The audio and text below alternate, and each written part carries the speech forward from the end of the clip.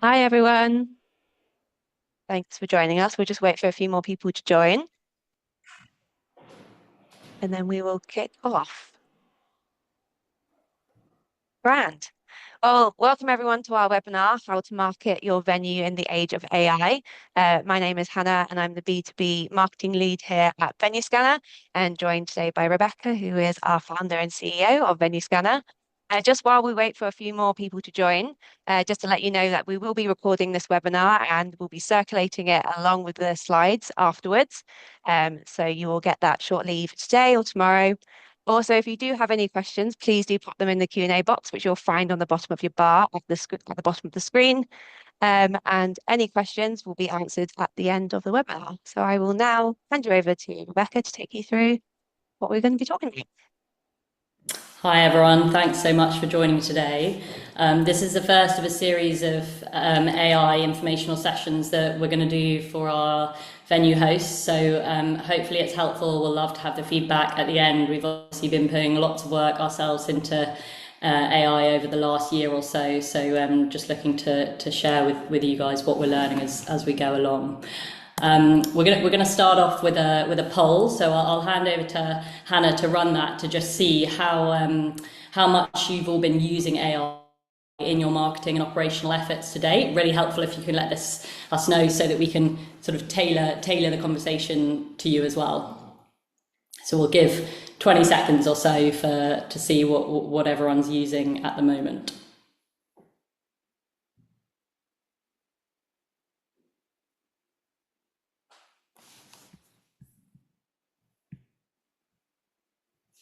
What are we seeing, Hannah? Have we got any feedback back yet? Yeah, so we've just got some feedback and just share results with you now. So that should be on your screens. Great. Okay, so we've got a complete blend here of yes, we're using it frequently, sort of, but we'd like some more guidance, and not sure where to start. So lots of variety in the audience. So we'll try and cover the basics and some more advanced elements today. So AI is transforming the workplace for most businesses at the moment. It tends to be an area where lots of people hold a lot of fear still, but we're also seeing a lot of positive aspects at work. So 52% productivity increase where people are using it in their day-to-day. It's also having a really great impact on the quality of work that's being generated. So 47% better quality where people are using AI tools to help with their work. It's helping us to improve customer engagement across the board. So 34% higher engagement from customers where we're using it to transform the way that we work, and a 33% increase in revenue. So it's really important for us to start figuring out across the board where we can use it. And in terms of sort of convincing the powers that be in your organizations, the key within companies at the moment where people are doing it really well is they're building some form of AI literacy program across the company with upskilling and training people, and the companies that are implementing this are seeing over a 2.3x adoption rate of AI across their companies. So it is a company-wide thing, and really important that companies start investing in it for their teams and for their customers in turn. So today we're going to focus more on the marketing side of AI, how it's impacting digital marketing as a landscape, starting with search, and we're going to go through some worked examples as well of some ways that specifically in hospitality and as venue owners we can use some of the AI tools. So hopefully you can take some of those away and have a play as well if you haven't tried them yet. So what does the history of digital marketing look like over the last decade or so? Really, like Google came to rise as the core digital marketing channel back in the late 90s and 2010s, and really has been leading from a digital perspective. People optimizing for SEO and visibility, companies competing for rankings, and obviously the evolution of marketplaces like ourselves coming out to really own that Google traffic. And then we've moved towards more of a social era where the social platforms have taken kind of life of their own. People have become much more attached to brands through engaging much more on social media, user-generated content, lots of influencer partnerships and influencers coming up to really own the voice in addition to search. So we've sort of seen this sort of double layer where people are searching socially and then on search and kind of funneling down online to find what they want.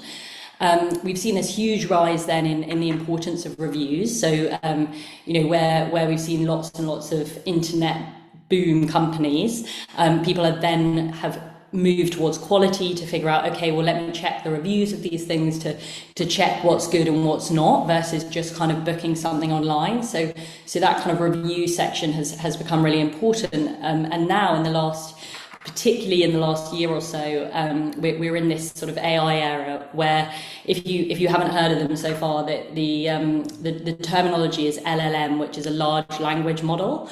And you'll see now if you type into Google that at the top there's Gemini, which is Google's LLM, their search engine, which is responding in real time to questions that customers are asking, still using all the same data sets that it has done for traditional Google search, but in a very different way now. And then we've seen the rise of tools such as ChatGPT, which we're going to go into in a minute as well. So how big is it, and how much is AI influencing the way that consumers are searching online? 80% of consumers now rely on AI written results for at least 40% of their searches. So that's pretty massive statistically. We have seen a real transformational shift here. And ChatGPT specifically now has over 800 million users a week. So it's really, really being heavily used across the board for all sorts of things. But for work purposes, we're seeing marketing departments and IT and sales sort of really leading the way in using it. And bringing that back to the hospitality sector and where we all play, it's really often the marketing teams that are looking for venues for all types of their events, or looking for travel and booking things. So very, very prevalent in this category of users. And where are we in terms of consumer adoption? So we're actually really still in the infancy. So we're still in the very early stages of people using these tools. So GPT and Gemini being Google's AI engine. So the blue curve that you can see here, that is the growth that we're seeing at the moment. And the yellow line is Facebook's over time adoption since public launch. So we're still in the early stages and expect to see a lot more increase of people using these tools over the coming years. 11% to 43% is sort of the relative of where we are. And so if this is so important and it's going to be growing, what can we do about that from a marketing perspective? What does it mean?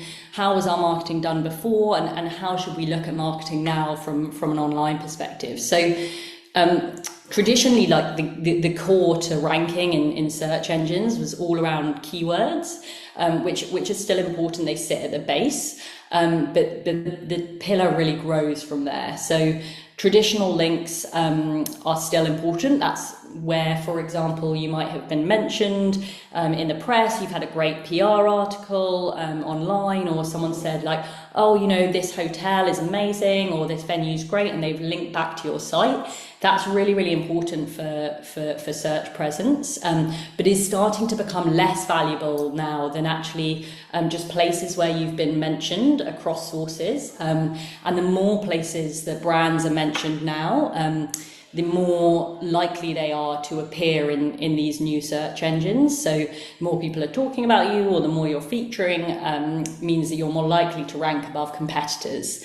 And then reviews and social signals. So where you're getting authentic feedback from multiple different places, that is becoming super important as well. And then that all kind of comes together to give an overall like brand perception and reputation and sentiment against each company or business that is looking to market themselves in search.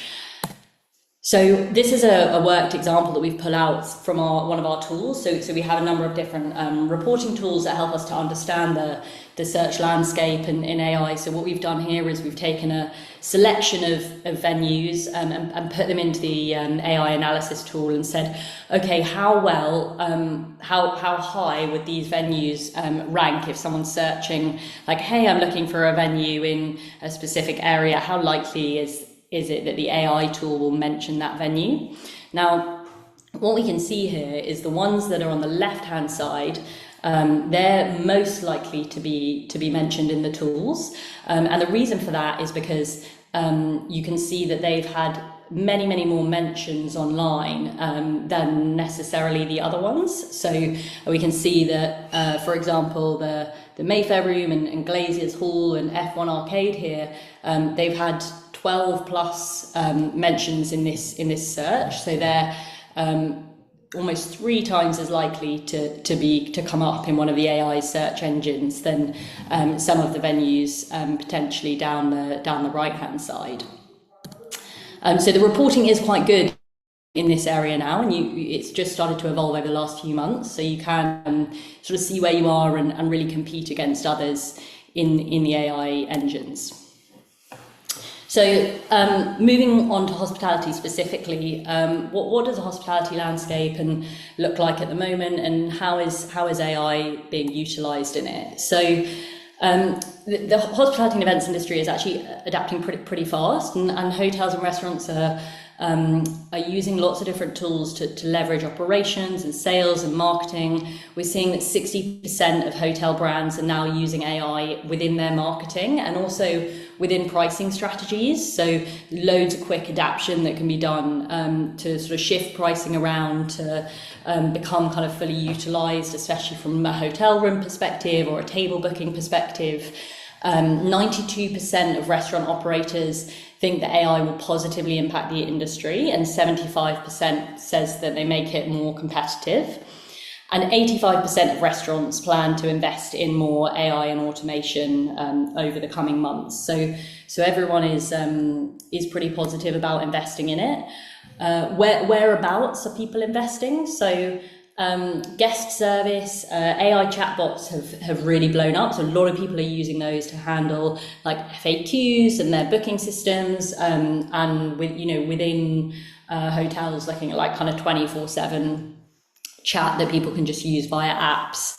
Lots more personalization available just at your fingertips, preferences that are saved, anything where you've got a lot of data saved on customers, it can automatically create a great experience there that before might have been pretty difficult to execute. From a data perspective, the analysis that you can do on AI and is being used regularly to predict trends and really digest what's happening, both in live and over time, and identify opportunities both for like service improvement, marketing improvement, sales improvement, really good at that side of things. And then lots of automation as well coming through across the board in hospitality. And so at the moment, the chatbots are probably like the biggest used tools, but where we're looking over the long term to see this impact is on the marketing side. So on the event planning side, where lots of things have been done manually and over a long time period and involving lots of people, we're likely to see this kind of big shift towards more of the event planning and more of the hospitality journeys, travel as well, really by the planner being supported by these digital tools for their journey end to end. And that was, one of the reasons why search is where we wanted to start today. So looking at some worked examples now for Venue specifically, so you can see what we're talking about if some of this is getting lost. So I'm going to exit the full screen and just show you a couple of examples to how you might want to use some of these tools from a marketing perspective. So I'm just going to put on the screen here. Shout in the comments if you can't see it all, and we'll do something about that. But hopefully you can. So here I've just done a pre-built example. So I'm saying here to ChatGPT. So if you're not using ChatGPT currently, you can literally sort of look it up and download it. It's completely free, and you can use it in your web. There's an app as well, and you can just start asking it questions. So here I said, right, I'm a marketing manager for my venue Sway Bar. I'm looking to improve my description. I want to make it a bit more appealing for a modern corporate audience, which in this example is what I'm focused on. And I also want to make sure that it's really optimized for the search engines so that they can pick up my venue and I can compete against other venues when people are looking for something online where my venue might be mentioned. So I've written my current description here. So I've just taken this from a standard their website description, and I've said to the AI tool, like, hey, can you help me? So it's responded and said, absolutely, I can help you enhance your venue description to appeal. And here it has written, this took a couple of seconds for it to respond back. So it's written like a full description for me, much more detailed. It's changed the language, it's made it sound pretty exciting. And it's added this nice section here, like why choose Sway Bar for your corporate event. And so what it's taken here is its understanding of everything that the customer that I've described wants, like what words they use, what they're looking for online. And it's helped me to optimize specifically for what they're looking for. So I can then, take this and I can like copy and paste it and say, cool, I want to upload this to, wherever I'm using my marketing descriptions. I want to edit it. I want to send it to my manager to update or website or whatever it might be. And then another example. So this is another one that I ran more on the creative side. So what I've done is I've said, okay, well, here's one of my venue's photos. I've uploaded it again to ChatGPT. And I said, look, from a marketing perspective, I know that when I have people in the photo, the conversion rate goes up by 3 times.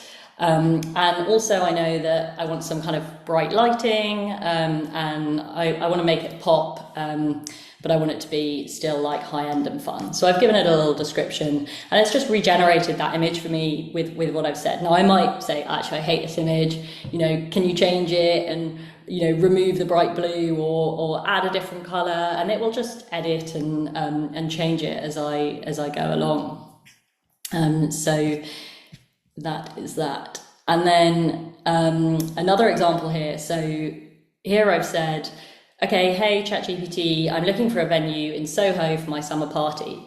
So just specifically, this is, going back to our search example, historically I might have typed in Google and said like summer party venues, and that's where the links are going to come up to the website. So, what ChatGPT has said to me, like, hey, here are a few of my favorite venues for hosting a summer party in Soho.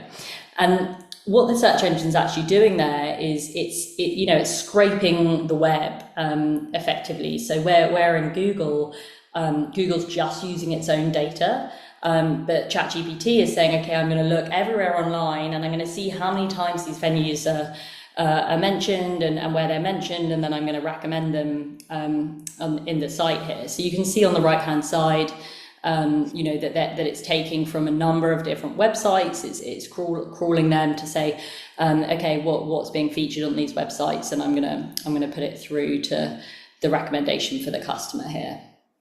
So that's just a couple of examples of ways that you might be able to use ChatGPT for your venue specifically. I'll just run back to the show here. So how do you optimize your venue to appear in these search engines? If you want to get maximum digital exposure, what are the things that you can do to make sure that you're competitive there?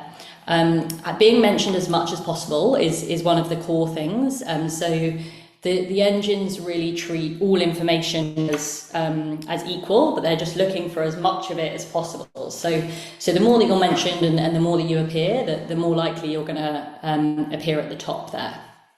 Um, Conversational rather than keywords. So before it was all about having specific words in descriptions and things like that. That made Google put venues at the top, but now it's much more about what are the language and the words people are really using these tools like a human that they're having a conversation with, right? So the more conversational your marketing and content is in response, the more likely you are to really appear. And then structure is really important for these AI tools as well. So it really understands like data and structure and description. So the more that you can structure kind of pricing and have things consistent, the more that it's going to really understand what your venue is all about. And then of course like presence across marketplaces, including reviews, things like Google reviews, Trustpilot, etc.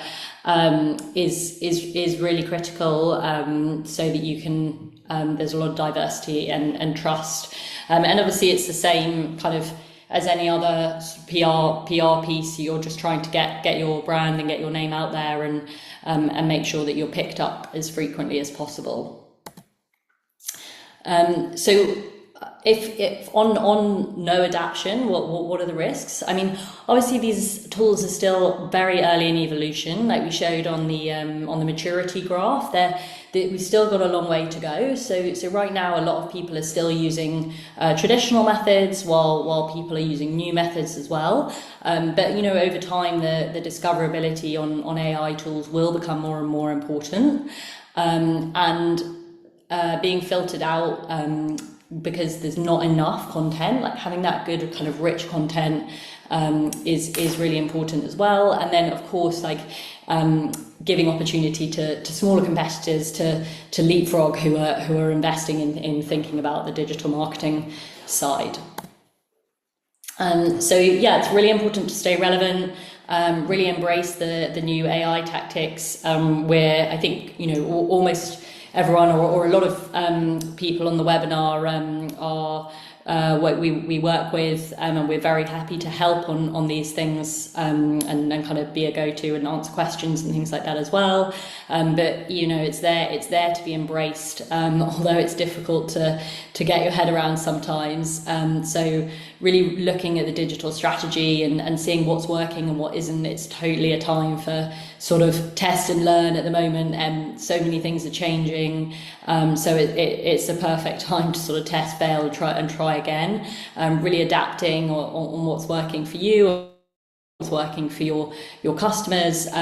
You know, whether it's yourselves or whether you've got specific people in your team that really look at that kind of upskilling and investing in the digital skills side, that culture of continuing to upskill and train in these areas is really good for businesses to do at the moment. And you know, we've at Venuscanner implemented something on Fridays where everyone has 2 hours to just sort of experiment and test these tools and figure out how to do better customer service and better parts of their job, how we market all of our venues better. And we found that that time and having that focus around experimentation and learning and improvement really transformational for the things that we're coming out. So if it's possible within your work weeks, I really recommend that as well.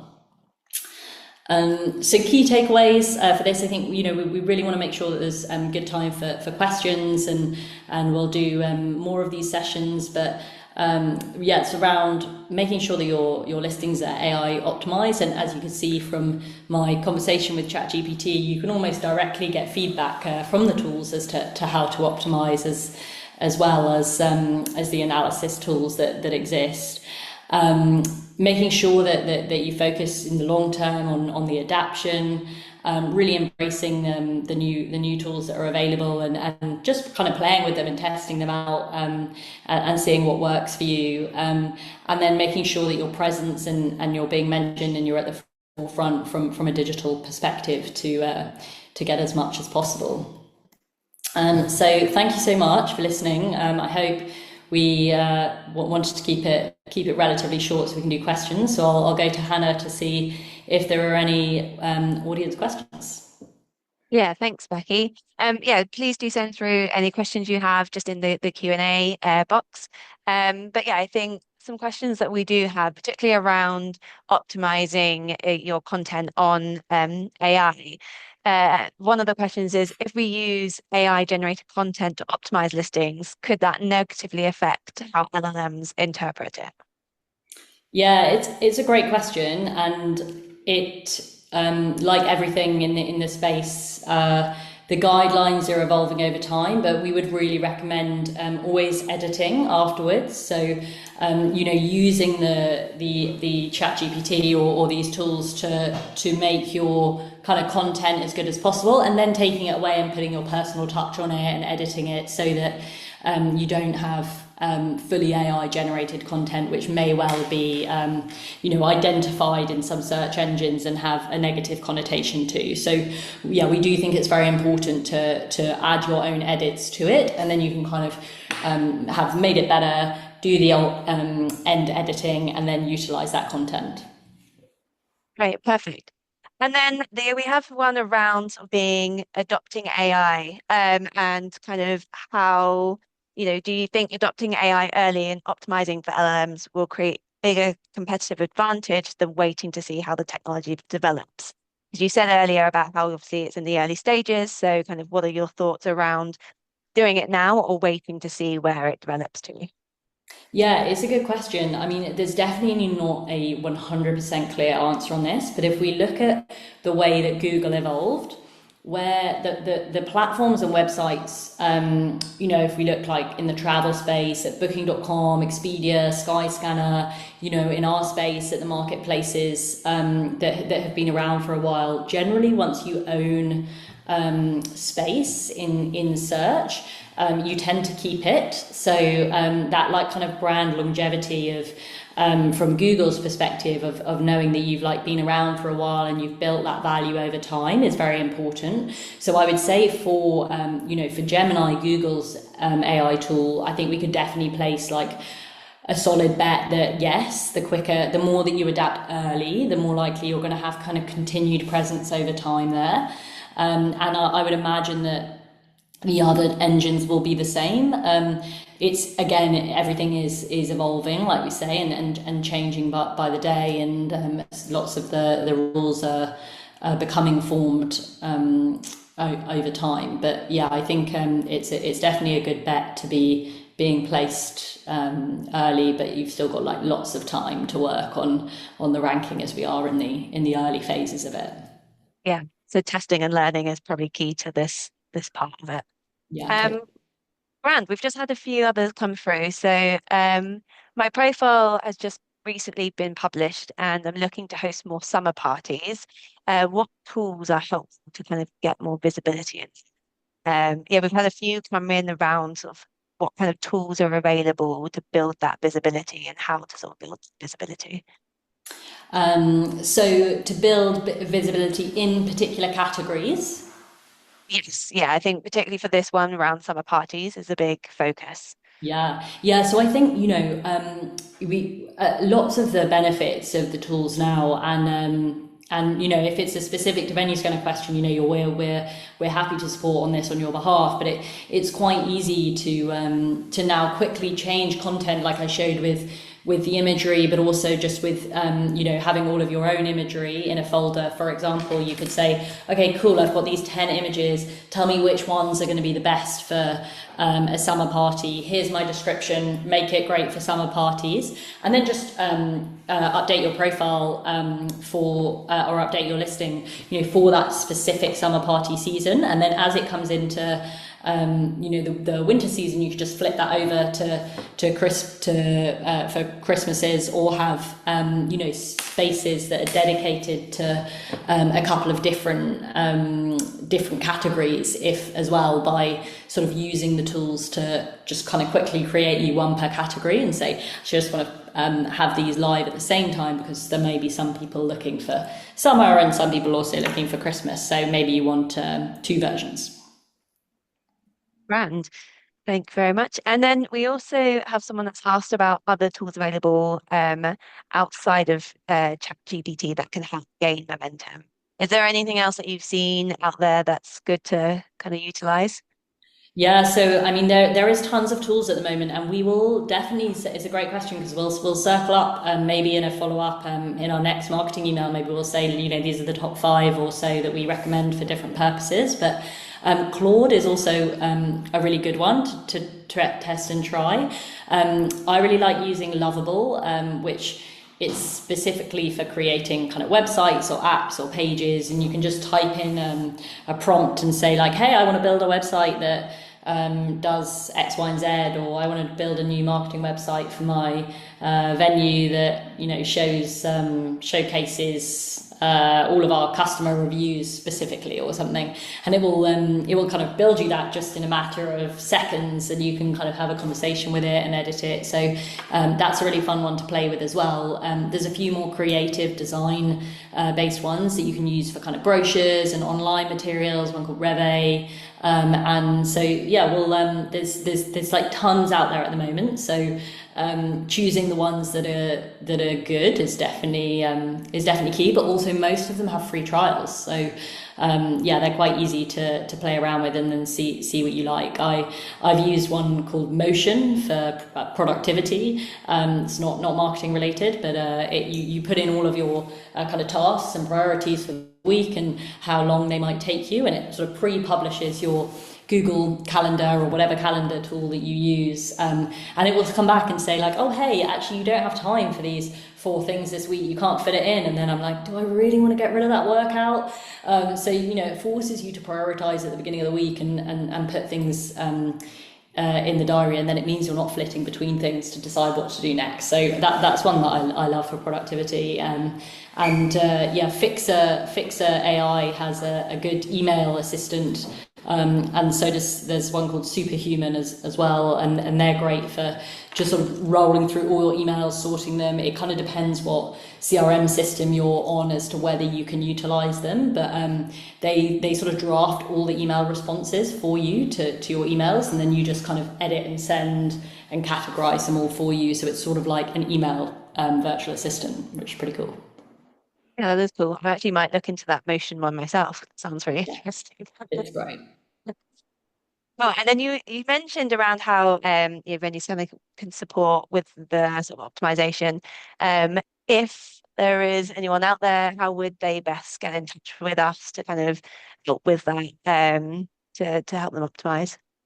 Yeah, I think just drop us an email at hello@venuescanner.com, or direct to Hannah, and we can kind of redirect you from there. We can probably share an email. Can we share an email in the comments, Hannah? I'll follow up in the with when I send out the webinar with an email as well. Yeah. Feel free to get in touch. We're here and we're very happy to help. We like I said, we've been doing a lot of work on this ourselves, and we love to be able to help any of our customers. So do feel free to reach out, and we'll jump on wherever we can. Perfect. Well, that's all the questions that we've had come through. So thank you very much, everyone, for joining us. Like I say, I will be circulating the recording and the slides, so you have all the good stuff in your inbox shortly. And yeah, please do reach out if you need any help with your LLMs. Thanks so much. Thanks so much for joining, and feel free to send us more questions through. Thanks. Bye.